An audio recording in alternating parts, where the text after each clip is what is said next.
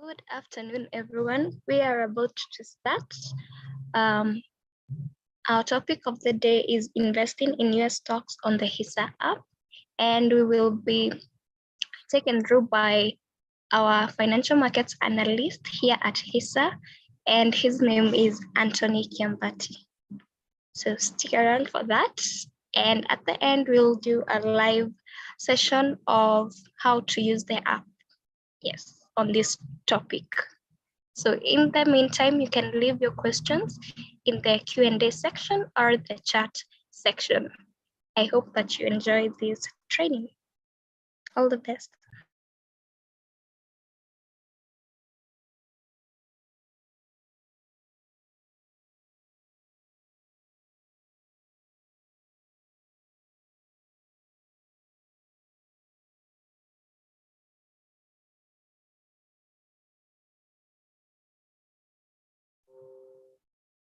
Hello guys, I hope everyone can hear me now.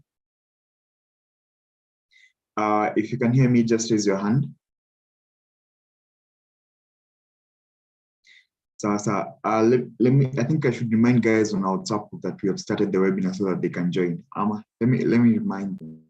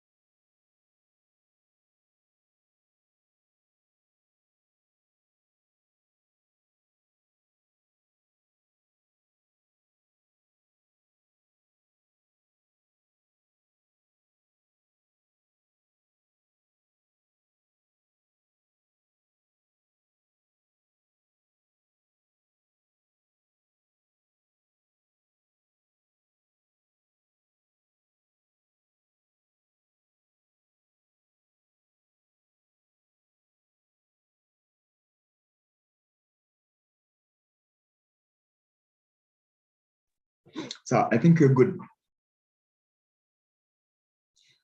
Hi. So just as Gertrude has said, first, let me confirm. Can everyone still hear me? Raise your hand if you can hear me. Yes. That's perfect. So as Gertrude has said, we're going to do a few minutes of the PDF. So just going through the theory part of it. And then after that, I'll share my screen and we'll be able to see a practical example of how you can buy US stocks in the Hisa app. I think that's the main part that you guys are waiting for. So, and I decided to do it from a beginner's perspective. So we're going to break it down from first part, the beginning part of basically investing in the US market, just by defining the basics. What is a stock? What are fractional shares, etc, etc. So I hope you guys enjoy. The first part might be easy for the guys who already have some knowledge on it, but as we advance, as we progress, I think everyone will have something to learn. So the first thing I want us to describe is a share or a stock. So basically, a share represents a unit of ownership in a company. And what happens is companies will typically go for an IPO, or basically what we call a company going from private to public. And this is where a company is listed on an exchange, let's say like at the New York Stock Exchange or the NASDAQ. So the New York Stock Exchange and the NASDAQ are two of the biggest exchanges in the US. And so the moment a company is listed on such an exchange, people are able to buy shares of this company, yeah? And that process of listing is what we call an IPO, initial public offering. So for the guys who have been attending, who are in our groups, our WhatsApp group and Telegram group, usually see me sending some resources. So I'll say, these have been the gains of this specific stock since its IPO, right? So these are some of the things you need to know, especially when investing in a company, how has the company performed since its IPO? So the moment you buy a share or a stock of a company, you sort of buy a piece of that company. And when you buy a piece of that company, you're entitled to what we call dividends if the company offers dividends. And that goes to answer the second question, or rather to our second part, which is how do I profit from buying US shares, or what's the benefit of buying US shares? Just like Kenyan shares, people buy shares for two reasons. The first main reason is capital gain. So capital gain is basically, putting it simple, is let's say you buy Tesla at around 176 US dollars, and then Tesla goes to 300 US dollars. That's a capital gain, right? So capital gain is basically when you buy shares at this amount and then you sell them at a higher amount. So that's one of the ways you profit from buying shares. The other way you profit from buying shares is what we call dividends. And when it comes to dividends, I think one thing that you guys must notice that not all companies pay dividends, okay? But there's some, I think a few, I don't know if a few is the right word, but companies pay dividends. There are companies that pay dividends and there are companies that don't pay dividends. Like I know Amazon doesn't pay dividends, right? So that's the second reason why you buy US shares. And when it comes to dividends, unlike the Kenyan market, for Kenyan stocks, they pay dividends, they pay a final dividend, and they pay most pay a final dividend, but some pay an interim dividend and a final dividend. So you find that for Kenyan stocks, the most they can pay in most of the time is 2 or 3. Two is when they pay an interim and a final, and 3 is when they decide to add a special dividend, right? But for US stocks, most US stocks will actually pay dividends quarterly. That's 4 times a year. That's the difference between Kenyan stocks and US stocks when it comes to dividends. So most will actually pay quarterly, and then there are special cases, or rather special category of stocks, or rather ETFs. So we have stocks that pay dividends monthly, and this we'll see mostly these among the what you call the REITs, the real estate investment trusts. So there are some that pay dividends monthly, and they're good for guys who are looking to build an income portfolio, basically a portfolio where you'll be gaining returns monthly. So that's it on dividends. And then for dividends, we have the special dates. I think I'll send an article on that just to understand book closure date, record date, or book closure date or record date, ex-dividend date, payment date, etc, etc. So those are the 2 reasons why you'd buy US shares. And then one thing you need to note is on the app, that's the Hisa app, and I think I'll show you guys, you can buy US shares with as low as $5 US. Okay, so you'll find that guys are quite scared when they see, let's say, a stock is trading at, let's say, $300 US. You don't have to buy a whole stock, like one share. You can buy a piece of that share, and I'll talk about that when talking about fractional shares. So I think that's one thing I should state right now. So you can buy as low as 5 USD. So that's the difference between US stocks and Kenyan stocks. So for Kenyan stocks, you need the Kenyan stocks, the determining factor is the number of shares, but for US stocks, the determining factor is the amount. So for Kenyan stocks, you need to buy at least 100 shares. Okay, so even if a stock, let's say a stock is going at 0.33 bob, yeah, that's 33 cents. You can spend a minimum of 33 Kenyan shillings to buy that stock, plus trading fees. So I think I should mention that our trading fee is 1% for both Kenyan stocks and US stocks. So, but for US stocks, what determines the minimum amount is the $5. You need to spend at least $5 to buy a share. But for Kenyan stocks, what the determining factor is the amount. So that's 100 shares. Okay. So just a quick run through. You profit from buying US shares through capital gains and through dividends. Okay. So one thing to note is that over the long term, the average annual stock market return, this since the invention of the stock market, basically the stock market has returned around, on average, 10%. That's the US stock market. So it's always advisable to buy stocks, not just in one company, but to build a well-rounded portfolio that includes stocks in many companies across various industries. So over the long term, the average annual stock market return is around 10%. So that's what this is for someone who is not even like buying and selling consistently. So basically, if you invested right now, you would expect an average annual return of 10% in the stock market. And I'll show you how that works. So basically what we look at or to get that figure. So I think you can't mention investment without mentioning risk.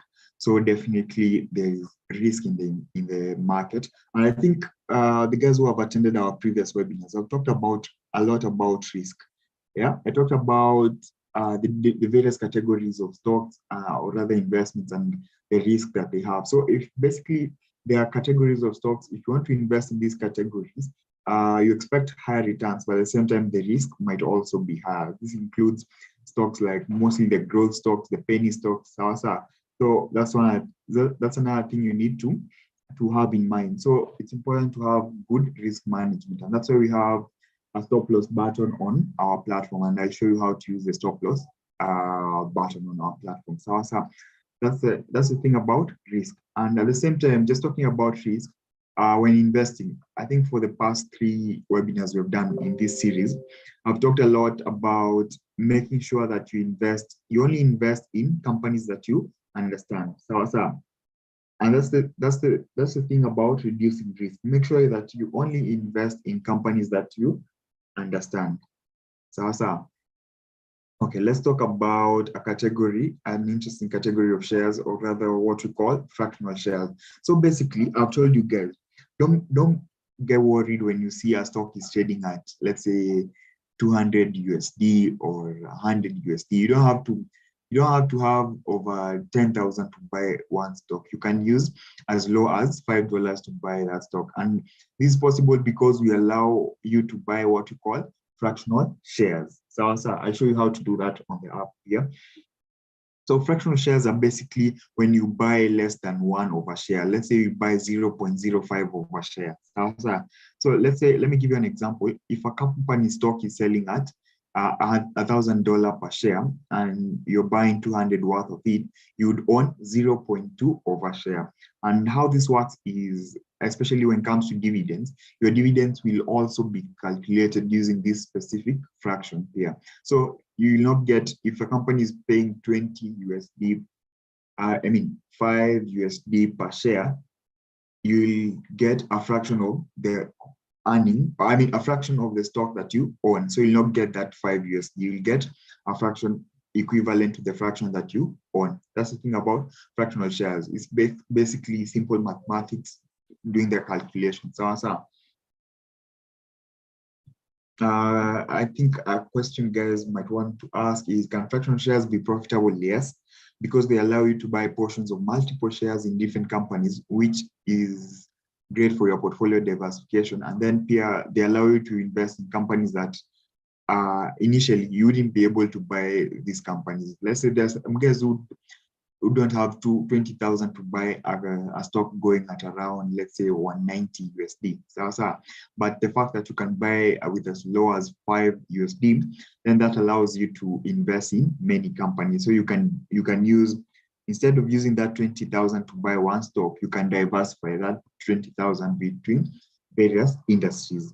I think you guys can remember what you talked about diversification last week. So that's it on the easy part. So we're getting a little bit complex now.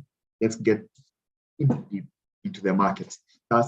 So I've told you guys, the stock market has had an annual average return of 10%. So where do we get this 10%?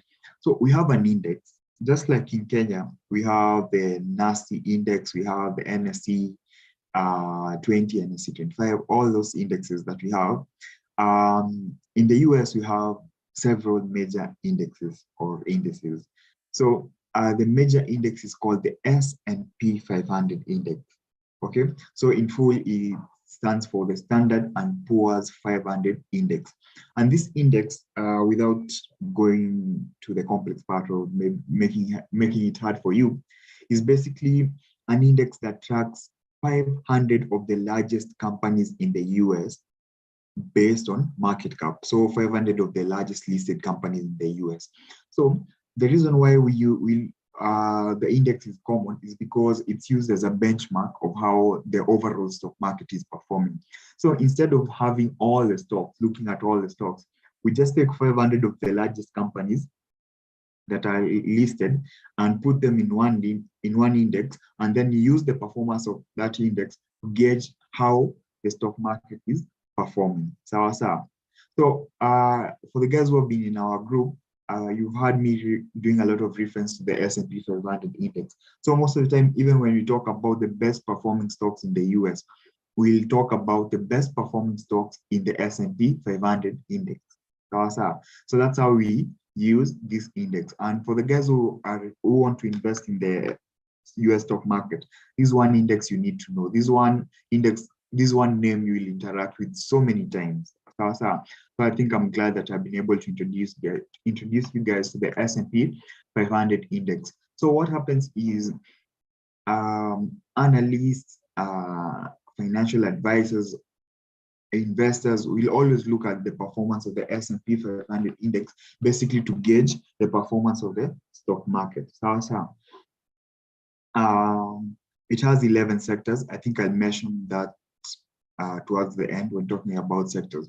A big question is, can you buy the S&P 500 stock? So I think it's important to mention that the S&P 500 is an index. So you can't buy the S&P itself. It's not like a company. It's a list of companies. It's an index that is tracking 500 of the largest companies in the US. So you can't buy the S&P 500 index itself, but you can invest in one of the ETFs that track the S&P 500. So we have several ETFs that look, or their main aim is to try and replicate the returns of the S&P 500 ETF, S&P 500 index. And I think at this point, it's important to introduce you guys to what we call the index ETFs. I remember I told you guys when starting out, most guys, when they come to the Hisa app, they ask, one of the questions that guys ask is, which stocks should I buy? Where should I start? I think I have an answer for you.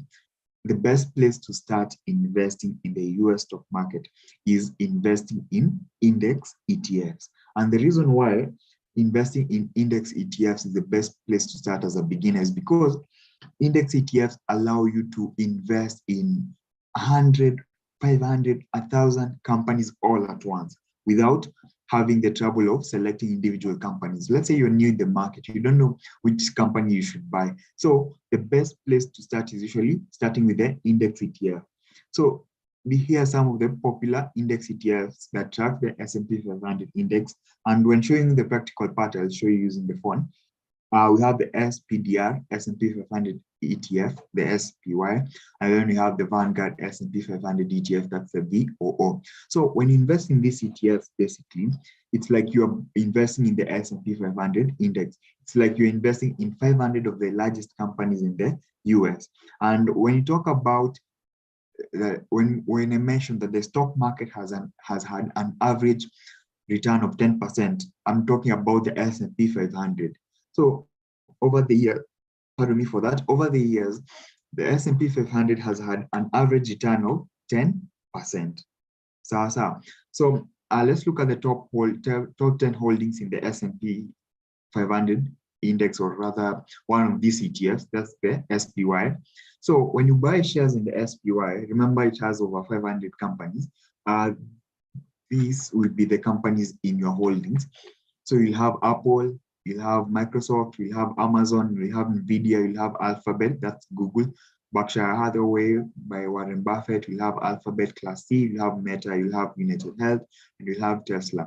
I think 90% of these companies are companies that you guys know. So going back to the thing I told you guys, always invest in companies that you know. So when you invest in the S&P 500, you'll have 500 of the largest companies in the US. So let's look at the historical returns. So year to date, the SPY has had a 7.45% return. And when I talk about year to date, I mean from the first day of trading this year to right now, which is April 11th.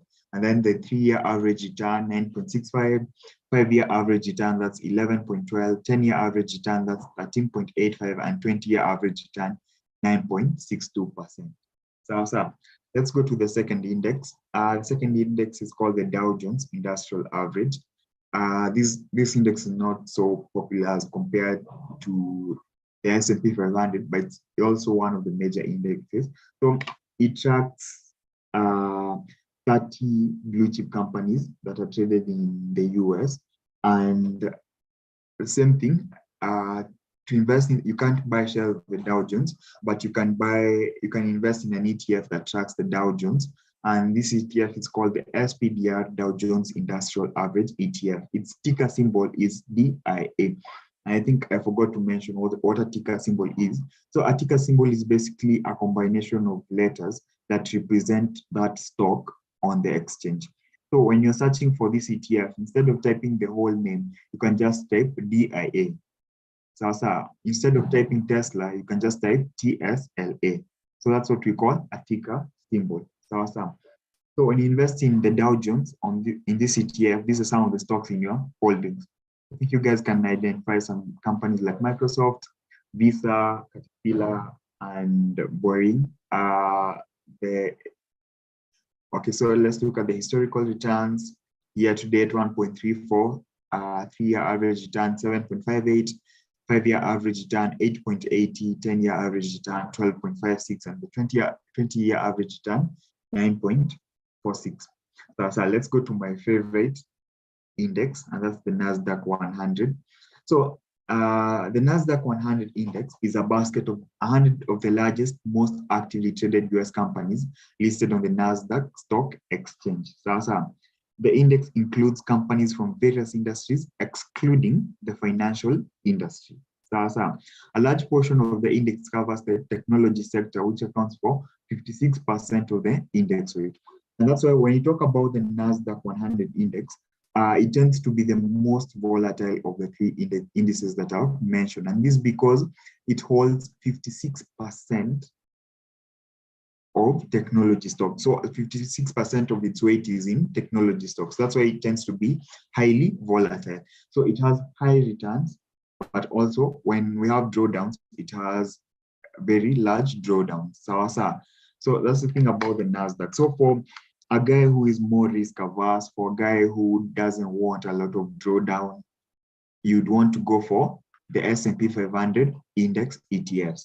For a young guy, a guy who wants higher returns, but is also has his or her risk appetite is quite high, would go for the NASDAQ 100 index ETF. So let's go to the same question. How can you invest in the NASDAQ 100 ETF, NASDAQ 100 index?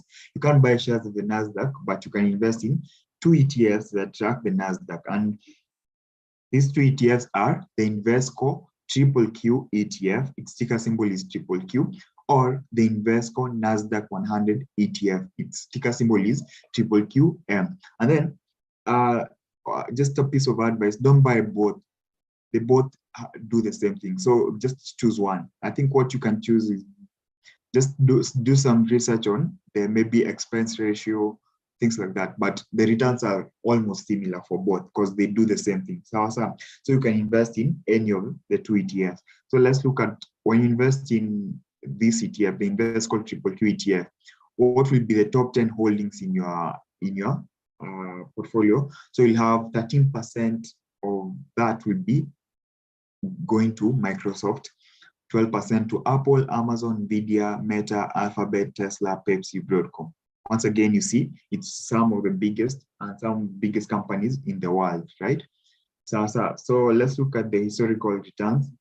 Just as I've mentioned, the NASDAQ has higher returns, but also greater drawdowns. So historical returns. So year to date, the NASDAQ has had a return of 20.79%. That's from January up to now. And the reason why the NASDAQ is having such a good performance is technology stocks are doing really well this year. I think I have to mention, let's go back to the holdings. A company like NVIDIA is the best performing company in the S&P 500 index right now, with a gain of, I think, over 90%, 93 to 96%. So at the same time, Meta platform, that's Facebook, is the second best performing company in the S&P 500, once again with a gain of over 90%. So now you see why this ETF has had a return of 20.79%. I think at this point, someone might ask, why is it that this ETF has NVIDIA with a gain of 90%, Facebook with a gain of 90%, but the ETF has returned 20.79%? It's a thing about average. So this ETF is holding like 100 stocks, maybe, let's say 100 stocks. So over 100 stocks. So there are stocks that have gained, there are stocks that have lost. And that's the thing about holding an ETF. It reduces your drawdown, but at the same time, it will also reduce your gains. But it's good for risk management. You don't, especially as a beginner, you don't want to hold one individual company. Yes, it's good to hold Meta, it's good to hold NVIDIA and get that 90%. But at the same time, when any of these companies or any other company decides to go down, the drawdown will be greater. So that's the advantage of ETFs. They allow you to diversify and they also reduce their risk.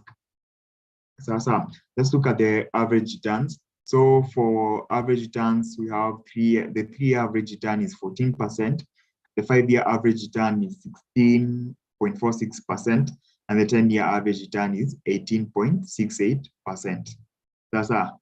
Let me give you guys some time to, let me just remind you guys, type your questions on the Q&A section, and then I'll be able to answer your questions. Give me a second, guys.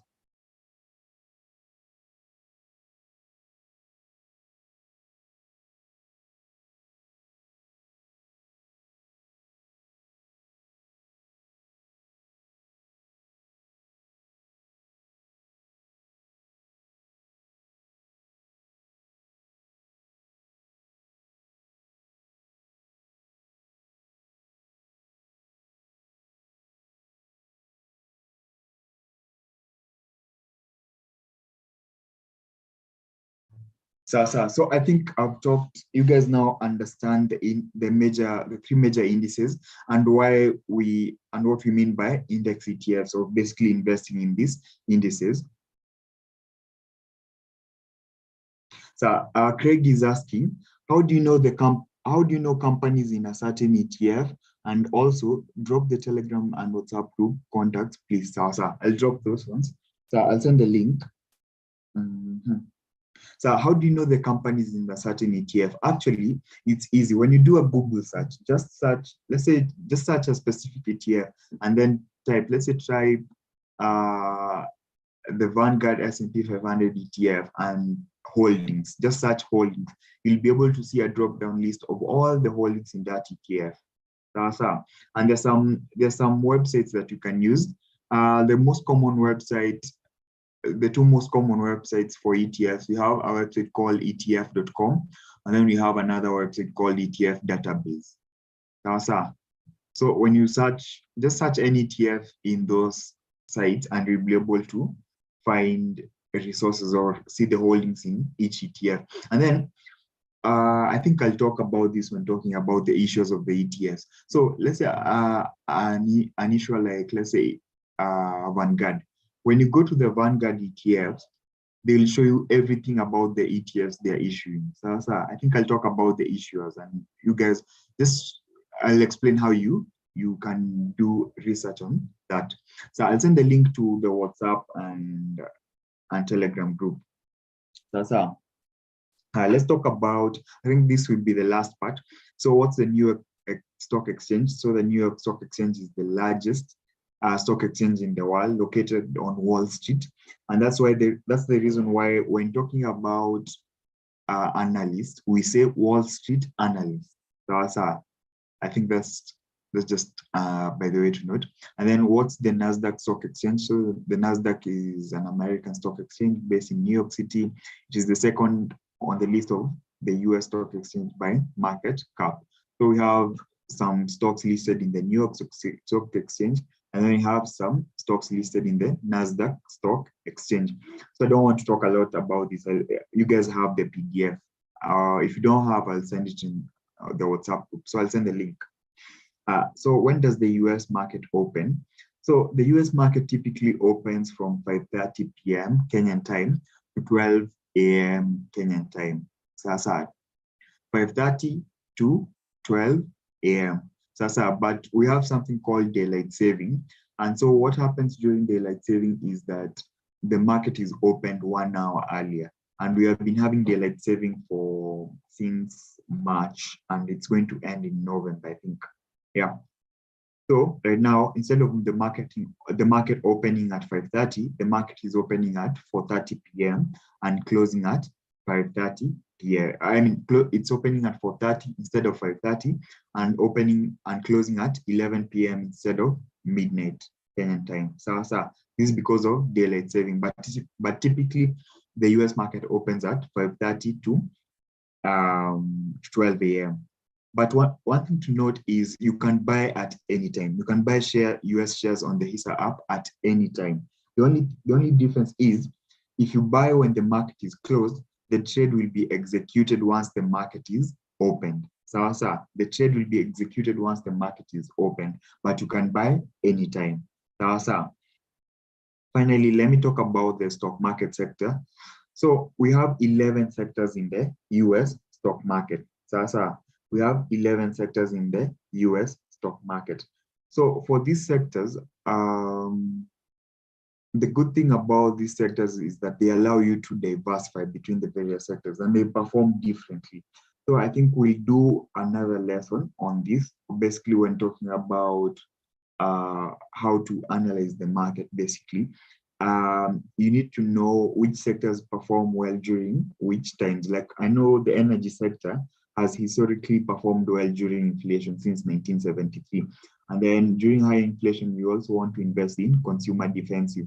And then when the market recovers, there are sectors that perform well, that's information technology, and then the consumer cyclical. And then another thing to know, the financial sector is heavily affected by interest rates.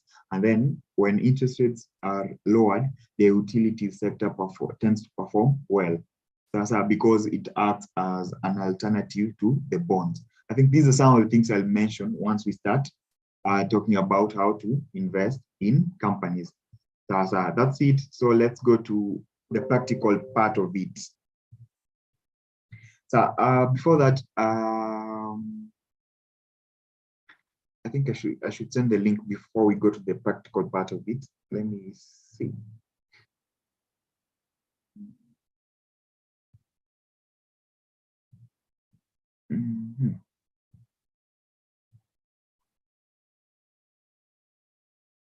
So don't worry, I'll send the link before the end of.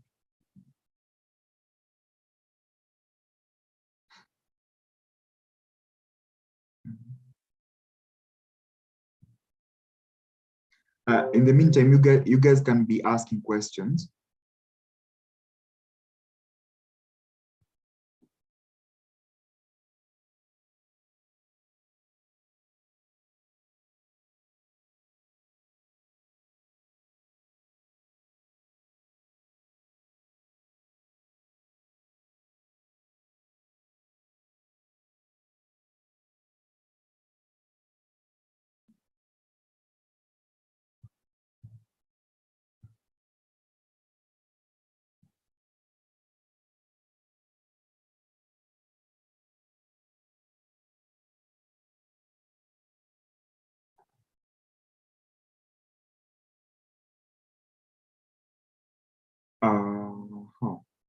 Let me see.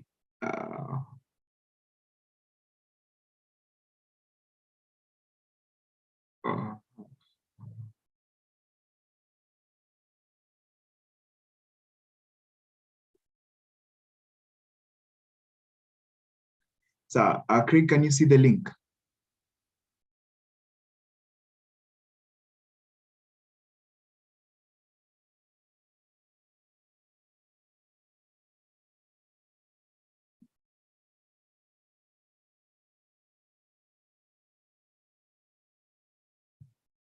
Okay, let me see.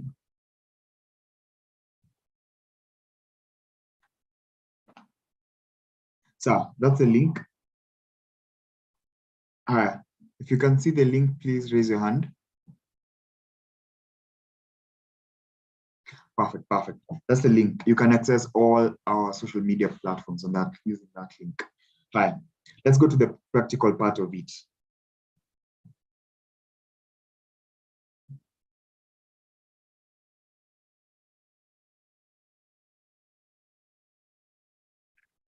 Mhm.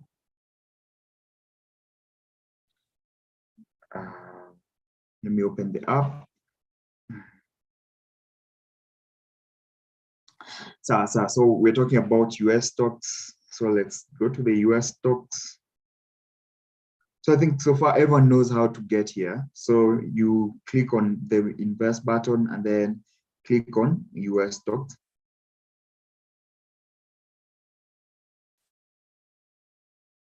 So let's assume you're a beginner and you want to start investing and you don't know where to start. So what you do, go back. So you'd go to US ETFs. You see the white button between US stocks and CDSE. That's where you click. Let's assume you're a beginner. You don't know where to start. Like basically, you don't know which stocks to select. Go to US ETFs, click on that. Sasa. And then instead of clicking on all ETFs, come here and click on index funds. So you can open your app if you have the app on your phone and follow along. So you see. So remember, I hope you guys remember we talked about SPY. Click on SPY.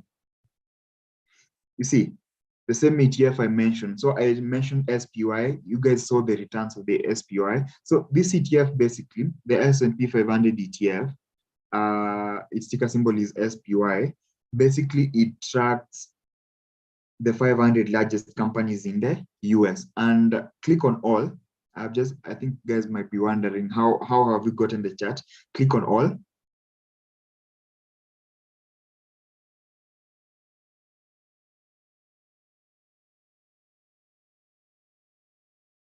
So if you have the app, so as you can see, historically, basically this ETF, or rather this index, has been going up since, as far as we can see, since 1993, or even as far as beyond that. So that's the thing about investing in an index. Basically, the investing in an index is as passive as you can get. So if you don't know anything about investing, let's say you have no idea about how to invest, this is the first place to start: index ETF. So you can invest in the SPY. Another option for you would be the VOO. So you can choose any because they do almost the same thing. Even the VOO is the S&P 500 Vanguard ETF. The only difference is the issuer. So this one is issued by Vanguard. But you can see the chart is still the same. The chart is still the same. So this is where you start as a beginner. And then we talked about the NASDAQ. How can you invest in the NASDAQ? The triple Q. Remember I talked about the triple Q. So the triple Q, same thing. This is an ETF that allows you to invest in the NASDAQ. And the difference between the triple Q and the SPY is less volatile. So the SPY has 500 companies, the big companies. The NASDAQ index has 100 companies, and 56% of that is in tech. So it tends to be more volatile, but the gains are also higher. So let's look at the all-time, same thing. You see, same thing. So that's the thing. That's why you are told to invest for the long term, because in the long term, the market always goes up in the long term. So higher. So that's the place to start as a beginner. Look at index ETFs such as the SPY,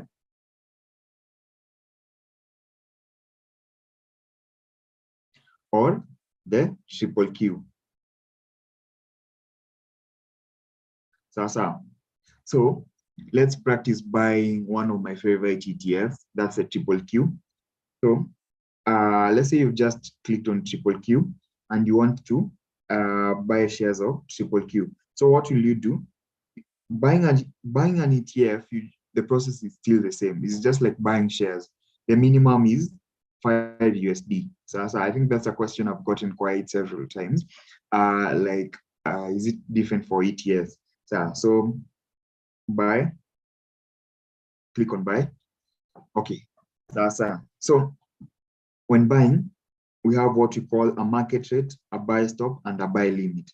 So I think I should define what we mean by a market rate, a buy stop, and a buy limit. So when buying using market rate means you're buying at the current price of that ETF or stock. So when you use a buy stop, there's a difference between a buy stop and a buy limit. So when you set a buy stop, you will set a buy stop at a higher rate compared to the market rate. So when you set a buy limit, you will set a buy limit at a lower rate compared to the market price. So the market rate the current market rate is 325.14. But if you use a buy stop, you would set a buy stop at, let's say, 340. And I'll explain why should someone use a buy stop, or why would someone want to use a buy limit? Okay, so this is mostly used by guys who are looking for specific things before they buy a share or an ETF. Okay, so you'd say the stock is currently at 325, but if the stock has enough momentum, enough bullish momentum to be able to go to, let's say, 350 USD, then that would be a good point to buy, because if the stock is able to go to 350, then I'm positive the stock can go to 500 or even 400. That's the thing about a buy stop. So you'd set a buy stop at let's say 350. So once the price of this stock reaches 350, your order will be executed automatically. That's when a situation you'd use a buy stop. On the other hand, when would you use a buy limit? So a buy limit would be for someone who is like, okay, 325 is quite a lot for this stock. Why don't I buy this stock at 300? So you'd wait for this, you would set a buy limit at 300. So once the stock goes to 300, once the stock price goes to 300, the buy limit, your buy limit, the trade will be executed immediately. So that's when you use a buy stop or a buy limit. So a buy stop is placed, you will set the price above the current market price. A buy limit, you will set the price below the current market price. That's when you use those two instances. So if you want to buy the stock at a cheaper price than the current market price, use a buy limit. If you want to buy the stock at a higher price than the current price, or when the stock has enough buy momentum to reach that price, you'll use a buy stop. So let's go back to market rate. We talked about risk management, and I told you guys it's always important to use a stop loss and a take profit. So what is a stop loss? A stop loss is basically, let's say you were buying this stock at, okay, this is an ETF, but let me talk about it as a stock. Let's say the stock is trading at 325.14 USD. So you would say, okay, if this stock, by any chance, if something happens to this stock and the stock goes to, let's say, like 50 USD, you would set a stop loss at 50 USD. Let's say step 50 USD. If the stock price goes to 50 USD, please sell my investment and let me be out of that trade. So that's when you use a stop loss. So a stop loss is used to basically minimize your risk exposure. So I think there are guys who have been reaching out to us.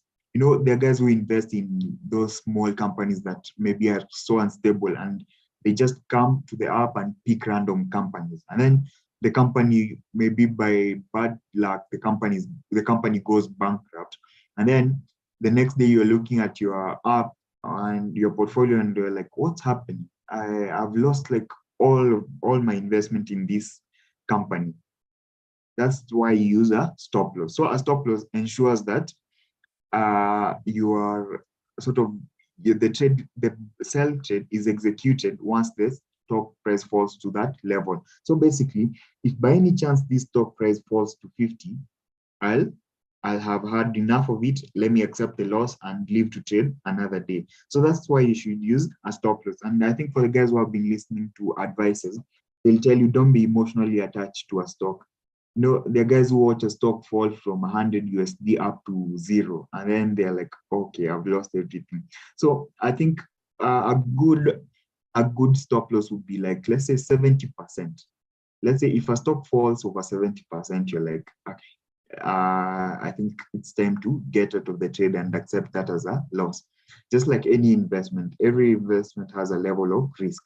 So I think that's one of the advantages of the stock market, where you can determine the risk you want to be exposed to. Yeah. So let's say for 70%, if a stock is trading at 100 USD, you'd say if the stock falls to 30, then at least that you can set a stop loss at, let's say, 30. So take profit is the opposite of that. So when you set a take profit, right now the stock is at 325.14. You set a take profit at, let's say 600, right? So you set a take profit maybe after you double your investment. So you'd say, if this stock price goes to 600, that would be a good return on my investment. So automatically sell that trade. And not all these metrics, or rather all these things, you can set them when taking the trade. You don't have to set them later. You can set them when taking the trade. So you will buy at 325. That's the market trade. Set a stop loss at, let's say, 50 USD, and then set a take profit and maybe 600 or 700 USD. So the moment that stock gets to 700 USD, your shares will be sold automatically and the trade will be closed. So that's the use of a take profit and a set stop loss. Basically, these two buttons are used to automate the trade. Basically, you don't have to keep looking at the stock. Is the stock at 50? So that's the advantage of a stop loss and a take profit. Actually, the most important here is the stop loss. Always make sure you set a stop loss, especially for this. Okay, you might be comfortable with the big companies like Apple, Microsoft, but for the guys here who invest in those penny stocks, the small companies, always make sure you use a stop loss to avoid losing everything when, let's say, a company goes bankrupt. Okay, let's go now to the amount part. I told you guys you can invest as low as 5 USD, and I think you guys can see that. So for the amount, you see the amount here is 325.14. This is the current price of that stock. But you don't have to buy this whole amount. Let's say you only have $10. When you put $10 in the amount, you will get 0.03 of that share, of that stock. So I think I talked about fractional shares. So this is the practical part of it. You are getting a fraction of that whole stock. Let's say you want to buy 5. You only want to spend 5. You'll get 0.02 shares. Let's say you have some money. Let's say you want to spend 100. You get 0.31. So it's automated. So the moment you just need to type your amount. Just type the amount you want to spend. Let's say $10, and you get there.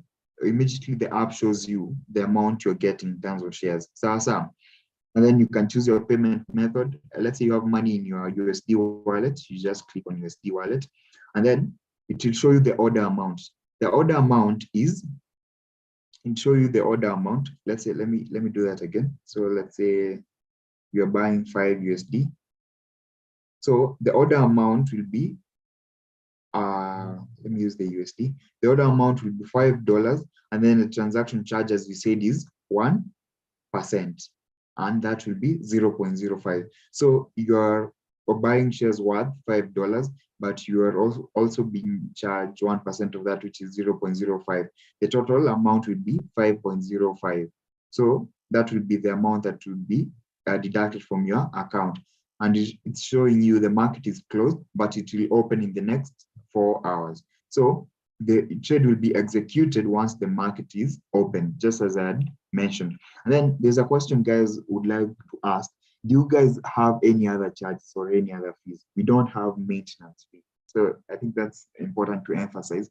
We don't have maintenance fee. Sasa, there's no maintenance fee.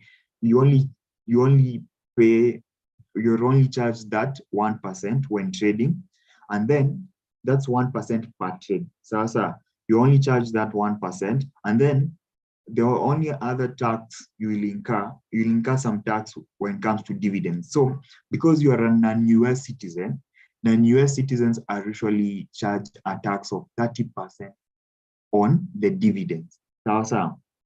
So the dividends you'll be getting will be having a tax cut from them, or rather a tax deducted of 30%. So that's what you need to know about charges. 1% transaction fee for trades, 30% deducted tax deductions from the dividends for US stocks. For Kenyan stocks, it's 1% for trade, just the same as the US stocks. So that's it on placing an order, and then you click buy. So we have talked about a beginner index funds. Let's say you are done with index funds. Now you want to look for other ETFs. Okay, let me not talk about ETFs right now. Let me start with the shares. So as a beginner, remember, click on US ETFs. Start with the index funds. Okay, let's go back. Let's say you have just bought your first ETF. You bought a few ETFs. Now you want to go to the individual stocks. You want to have some individual stocks. So where do you start? So let's go to US stocks. So under US stocks, you will see various categories of US stocks. So for US stocks, I think as a beginner, one thing I would advise you as a beginner is always invest in the large and stable companies, because you don't have the expertise to do analysis on them. Let's say they're known companies, the small companies that you don't understand. So what you do, click on US stocks. Don't go to all stocks. Come here. Scroll. Come to what we call the large cap stocks. So the large cap stocks, these are basically some of the biggest stocks or companies that are listed in the US, which are also in the S&P 500, which I mentioned has 500 of the largest companies in the US. So as a beginner, these are the companies you want to invest in. These are large companies that have massive cash flows. These are some of the biggest companies globally. So this is where you want to start as a beginner. So you can buy shares of any of these companies, either Apple, Microsoft, Google, Amazon, Tesla. And I think even you guys, even if you've never had, you don't know anything about investing, you know something about these companies, or even use their products, right? So this is where you'd want to start, some of the large cap stocks. So you can buy any of these stocks, do some research once again. So let's say we want to buy Apple. So you come to Apple, and then you will click buy if you want to buy. And then if you already have holdings in Apple, you will click sell. So look at Apple. So that's the Apple chart, all-time chart for Apple.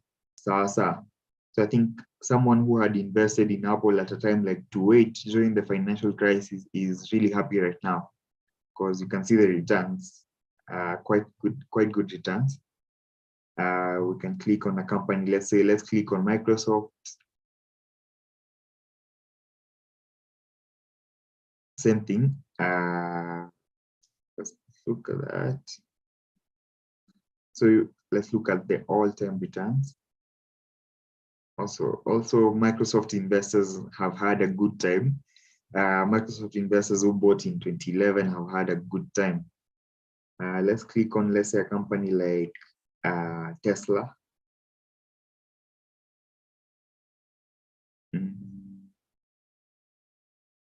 Let's see what has been the experience for Tesla investors.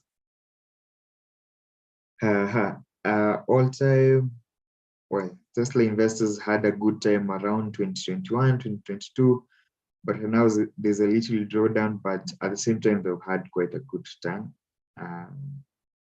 Finally, let's look at, let's say, NVIDIA.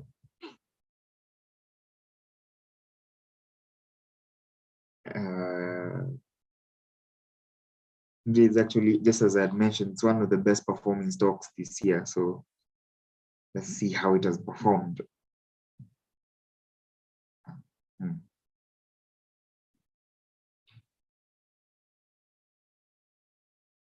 So last 1 month,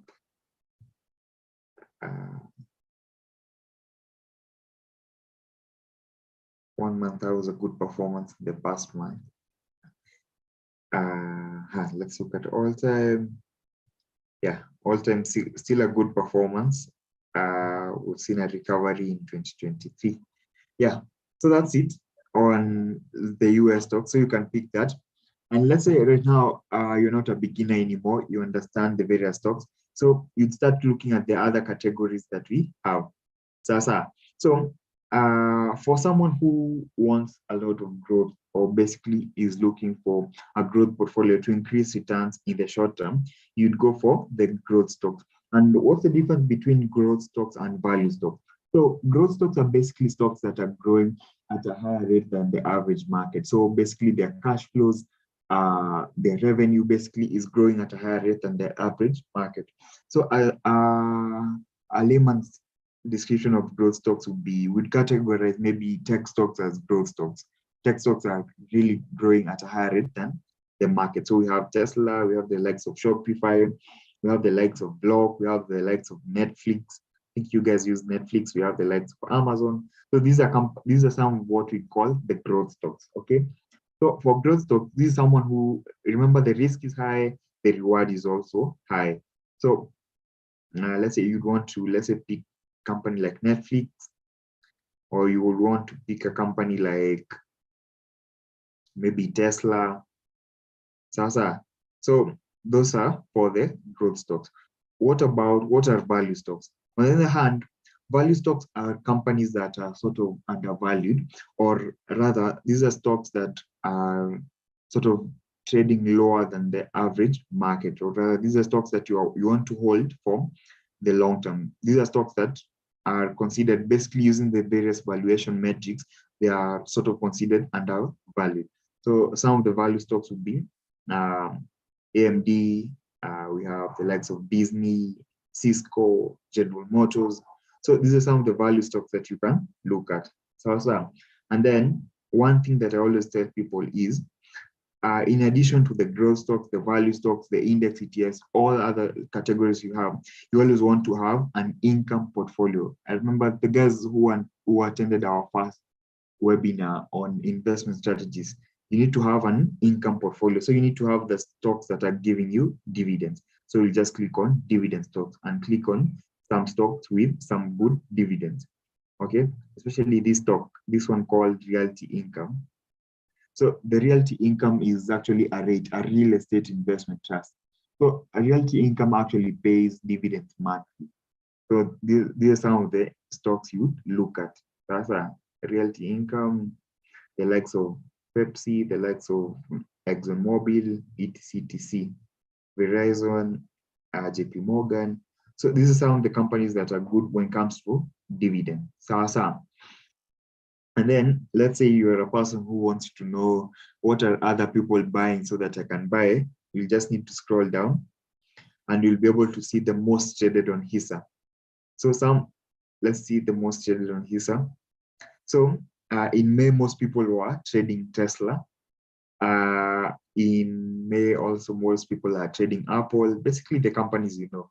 So most people are trading Tesla, Apple, Meta, and Zim. Actually, the reason why most people are trading Zim is because Zim is quite an interesting company. This company has a dividend yield of over 100%, actually around 120 to 140%. Zim integrated shipping services. It has quite a very high dividend yield. I don't know what's up with them. Yeah, so guys want to buy shares of Zim. I think I already said something about Zim on the WhatsApp group. So that's the reason why guys are want to buy Zim. I see a question from Ken Kobia. Ken, talk to us.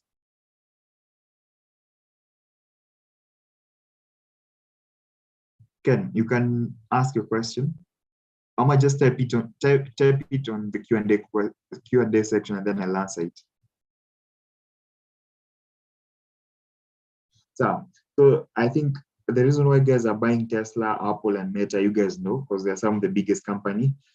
So I've already explained why guys are buying Zim. So I think if you are a person, it might be interesting just to look at the companies people are buying, so that you can also do some research. Why are guys buying Zim? Why are guys buying PowerBridge Technologies? Why are guys buying a company like Diebold? Why are guys investing in Oscar Health? So these are some things you can just look at those things. So look at Zim. They have quite an interesting dividend yield. Then we talked about the sectors. So you guys can see the various sectors. So the communication sector, consumer cyclical, consumer defensive, energy, healthcare, industrial technology, materials, real estate, and utilities. So I think some guys might be confused. What do these sectors mean? So basically, communication sector will be companies in the media, technology. Basically, the communication sector, that is companies in the communication. Let's say, basically companies in that involved in the media. And let's go to consumer cyclical. Consumer cyclical, and it's important actually. It's good the two sectors are next to each other. Consumer cyclical is the opposite of consumer defensive. So the consumer cyclical sector has companies which offer products which you buy, or rather buy, or companies which offer products which you want to purchase but you don't need. So this would be the likes of cars, the likes of luxury apparel. Basically, these are companies which, if you don't have money, you'll not buy the products of these companies. But if you have some extra funds, you can buy the products of these companies. On the other hand, consumer defensive sector has companies which, despite whatever is happening in your life, you need to buy the products of these companies. So for consumer defensive, this would be companies involved in food production. You still need to eat despite whatever is going on. So we'll find that the consumer cyclical will tend to perform badly when the economy is not good. On the other hand, the consumer defensive will perform well when the economy is not good, because most investors are taking a defensive approach in their portfolio. So that's the difference between consumer cyclical. Consumer cyclical, goods that you buy but you don't need. Consumer defensive, these are goods that you will buy despite the economic condition. Energy stocks, these are companies involved in natural gas, petroleum, oil, etc. Financials, this would be the banks, the likes of JP Morgan, etc. Then we have healthcare stocks. This would be companies involved in the healthcare industry, maybe drug manufacturing, vaccines, the likes of Johnson and Johnson. Then we have the industrials. These are companies involved in manufacturing, etc. Then we have technology, tech. These are tech companies, basically companies involved in information technology, robotics, AI, etc. Then materials, these are companies involved in the raw materials manufacturing. Then you have real estate. These are companies involved in basically apartments, etc. So that's it on the sectors. I think the most important is to know how these sectors perform during various macroeconomic conditions. I think we'll have a lesson on that. So that's it on the sectors, the US stocks. Finally, the last part of it, which is US ETFs.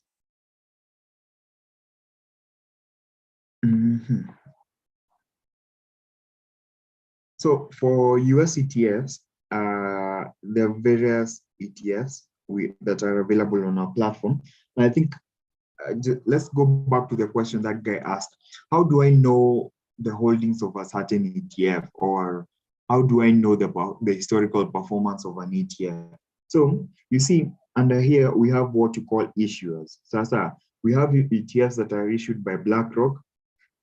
We have ETFs that are issued by State Street. We have ETFs issued by Vanguard, Invesco, ProShares, Charles Schwab, ARK, Wisdom Tree, etc., etc. So when you click on BlackRock, so you'll be able to see all the ETFs that are on Hisa that are issued by BlackRock. So let's click on one of the ETFs. The iShares Core S&P 500 ETF.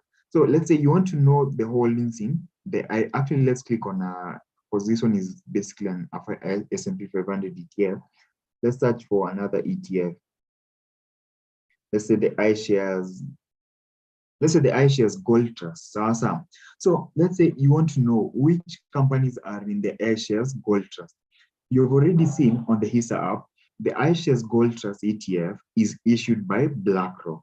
So the moment you do a search on Google or for BlackRock ETFs, you'll be able to see all the ETFs that are issued by BlackRock, and you'll be able to see their holdings. So that's how you can do research on a specific ETF. So when you go to BlackRock, their official website, you'll go to the ETF section, and you'll be able to see the ETF. Just search the IAU ETF. They'll show you everything about that ETF, the prospectus. They'll show you the holdings, historical performance, the expense ratio, everything you need to know about that ETF. So you can search an ETF by issuers. The biggest issuer is BlackRock, or at the same time, you can also search under all ETFs. So every day we usually send one ETF for you guys to look at on our WhatsApp group. So yesterday, a few days ago, we sent an ETF called MOD. So you can just type MOD using the ticker symbol. So the VANEC. So just click on my VANEC. So this is the VANEC Vectors Morningstar Wide Mode ETF. And then we mentioned this ETF. It's one of the ETFs that allows you to invest in some of the companies with stable modes, or basically stable, or rather sustainable competitive advantages, and that's what we call mode.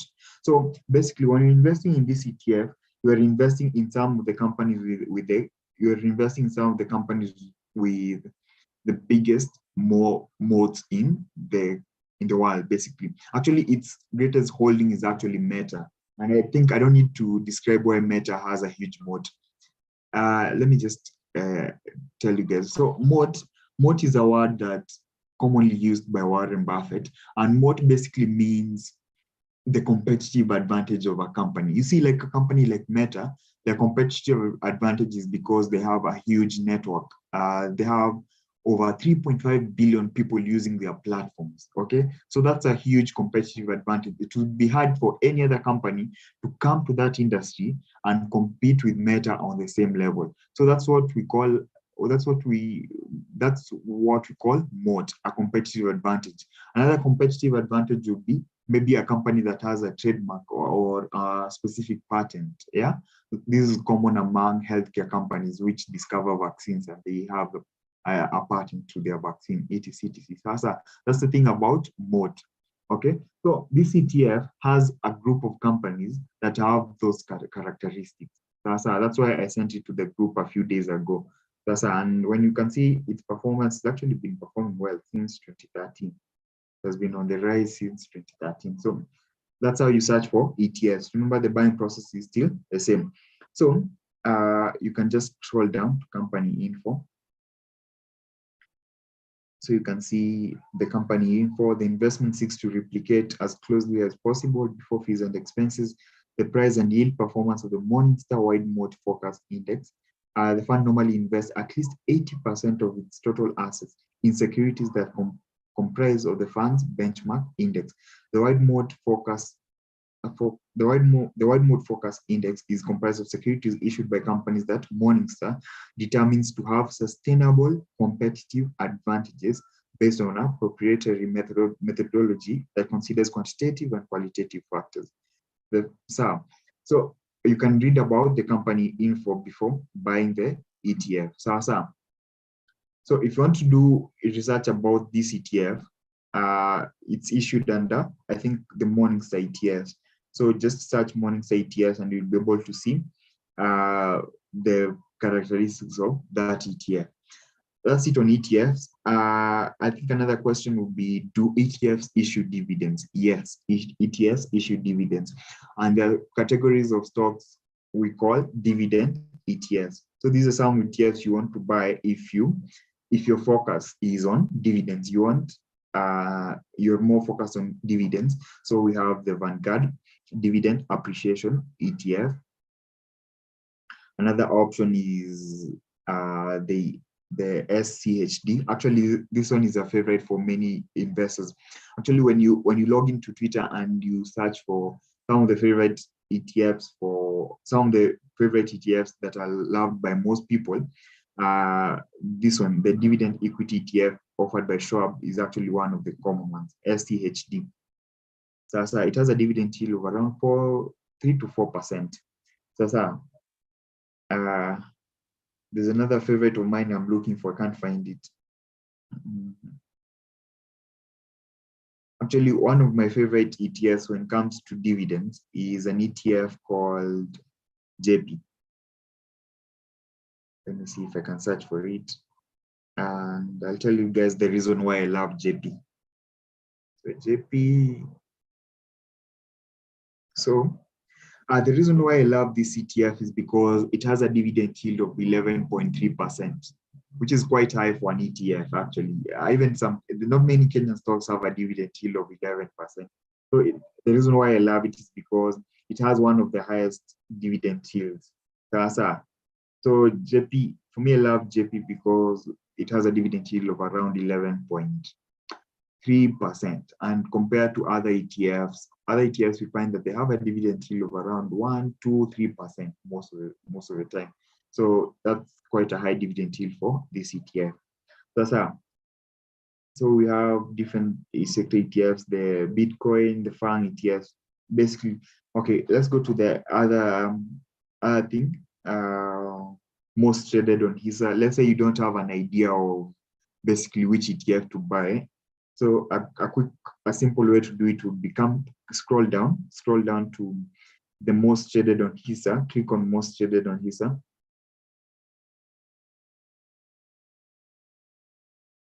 And you'll be able to see the ETFs that most people are buying, okay?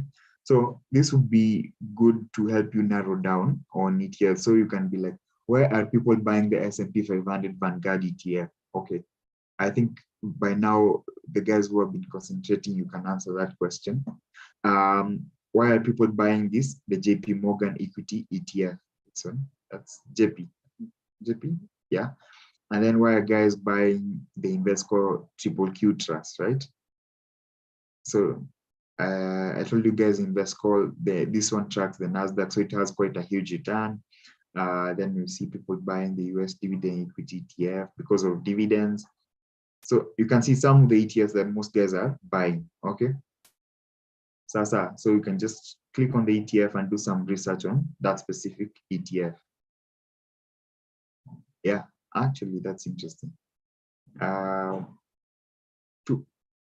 In May, people are actually, one of my favorite ETFs is actually one of the ETFs that most guys are buying. It's quite interesting. Okay. So anyway, let me see.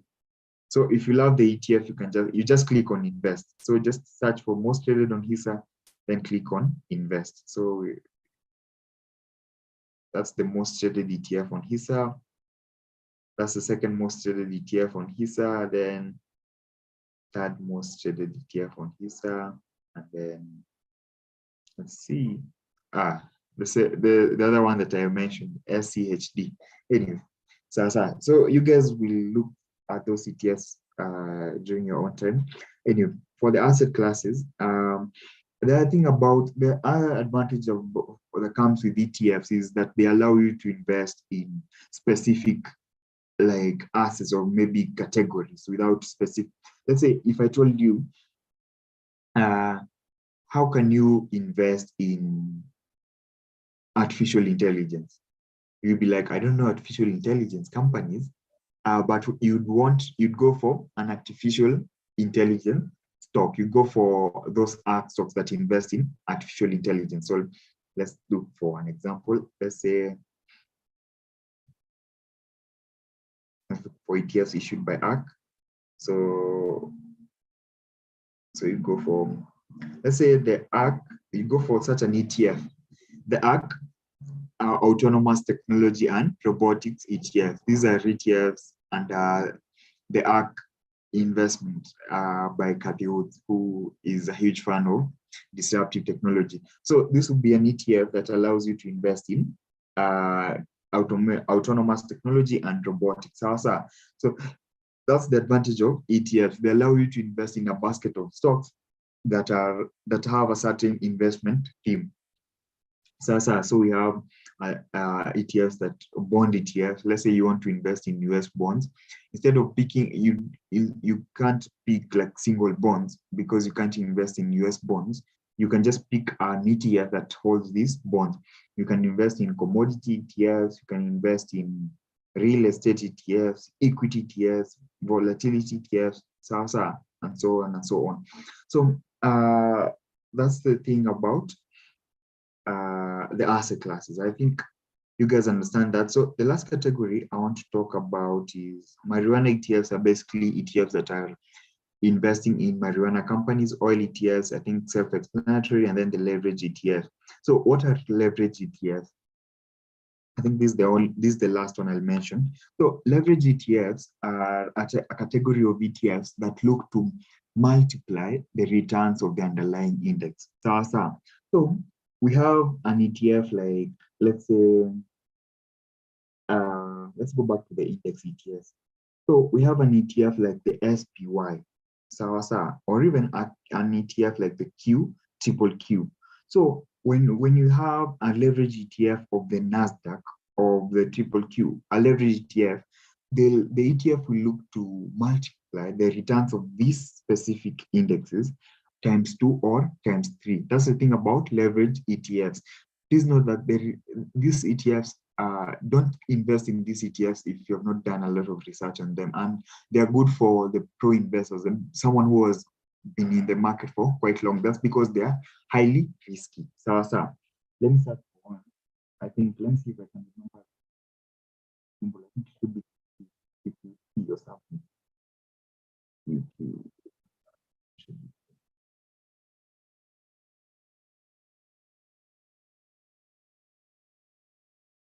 Okay, let me see.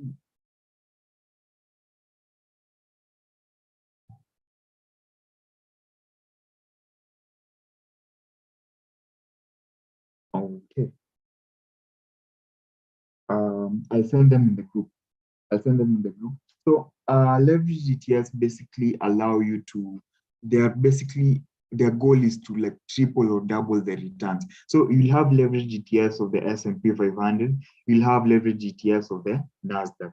And when it comes to these ETFs, their goal is to, let's say I've told you guys the Invesco, this ETF, the Q, has had a return, a year rate of return of around 20%.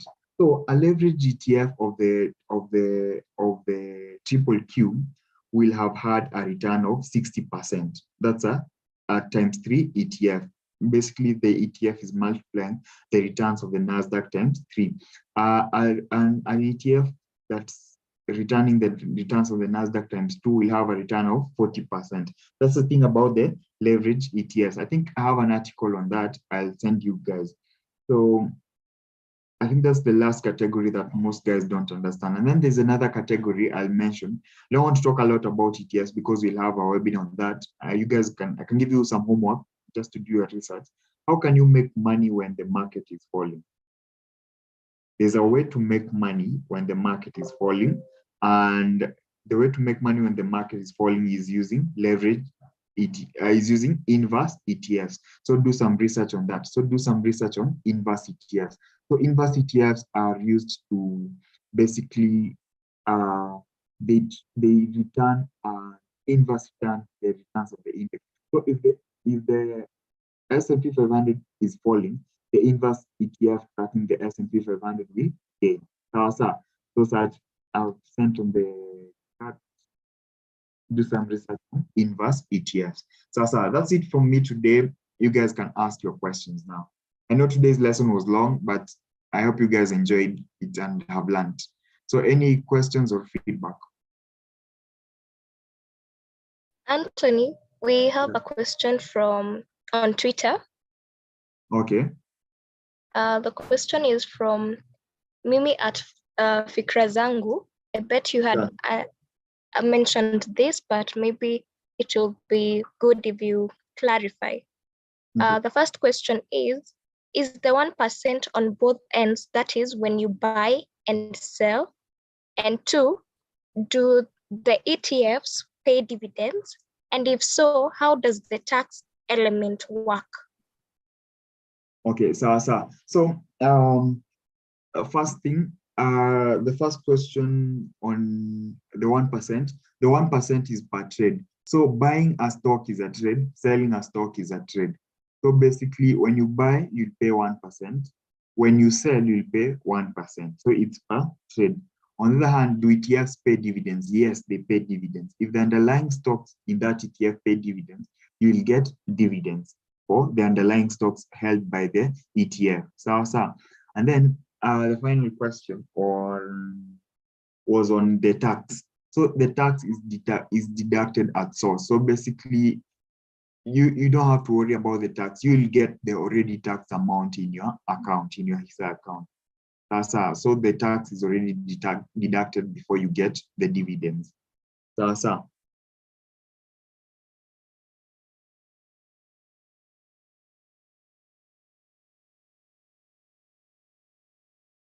Any other question?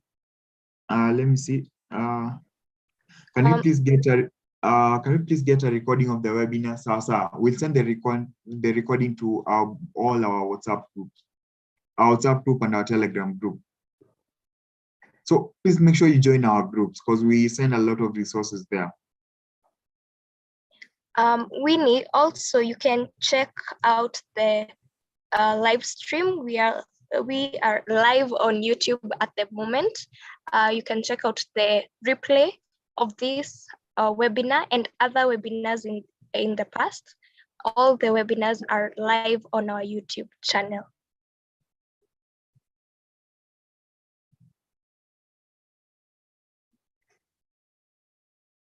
That's it from me.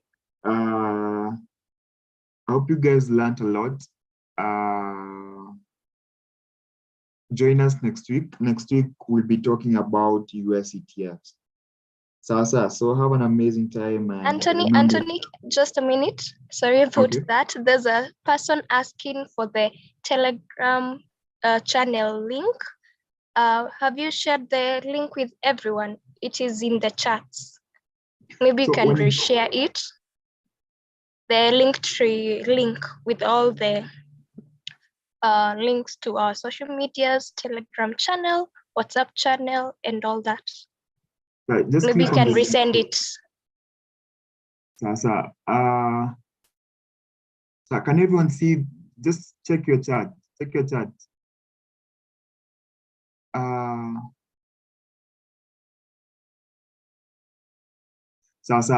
Thank you. Quite an informative and educative session. Shukran, everyone. Thank you so much. I hope you guys have learned. Join us next week as we talk about US ETFs. Hi, have an amazing time. I hope everyone has clicked on the link. Click on the Linktree link to get access to all our socials.